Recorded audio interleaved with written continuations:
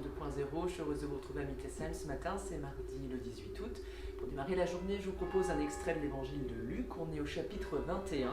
C'est très court, quelques versets, où Jésus nous dit à partir du verset 5 qu'il va annoncer la destruction du temple, ce qui veut dire aussi beaucoup d'autres choses. Quelques personnes parlaient du temple, ils disaient qu'il était magnifique, avec ses belles pierres et les objets offerts à Dieu. Et voilà, Jésus déclara: les jours viendront, il ne restera pas une seule pierre posée sur une autre. De ce que vous voyez là, tout sera renversé. Sur quoi pouvons-nous nous appuyer?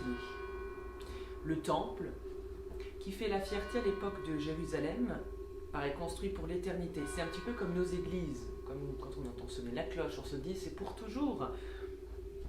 Eh bien, au temps de Jésus, on admire déjà les belles pierres. Mais Jésus, lui, n'y voit qu'un caractère éphémère dans les constructions faites par les humains. Il dit aussi que la fragilité de nos structures sociales, nos structures politiques et économiques déjà en son temps, sont et reposent sur des choses qui risquent de flancher très vite. Elles sont fragiles en somme.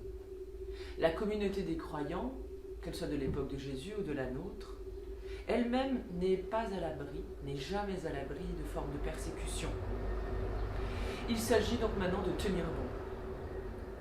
Pour cela, il n'y a que Dieu qui peut donner la force à tous ceux qui s'appuient en lui et sur lui pour continuer le chemin, que ce soit dans le temple, que ce soit hors du temple.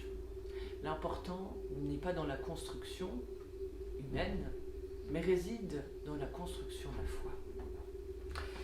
Et je vous invite à la prière avec les mots de la communauté de Thésée ce matin.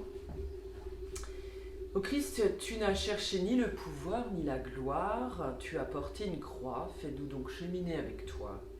Toi, dans la souffrance, tu as appris la fidélité, tu es devenu source de salut pour toute l'humanité.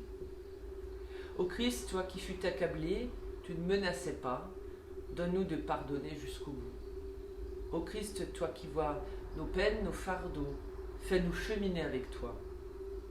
Christ, tu connais les épreuves de ceux qui sont abandonnés, exilés. Prends sur toi toute leur souffrance. Christ, tu fais le bonheur de ceux qui te suivent, donne-nous de vivre de ta confiance. Christ, notre vie est cachée avec toi en Dieu, là est la source de notre joie. Dieu éternel, dans le silence et dans la paix, nous attendons que se lève sur nous une lumière d'évangile. Toi qui n'es pas venu sur terre pour juger le monde, mais que par toi ressuscité tout être humain trouve un nouveau chemin fait de réconciliation. L'amour qui pardonne brûle d'une flamme d'évangile, le cœur même éprouvé, qu'il puisse se remettre à vivre. Amen. Je vous souhaite une très belle journée sous le regard et le soleil de notre Seigneur. Je vous dis à demain matin et n'oubliez pas, demain, notre rendez-vous se passera quelque part en Alsace du Nord. On partira à la découverte d'une communauté, d'une paroisse de l'UEPAL.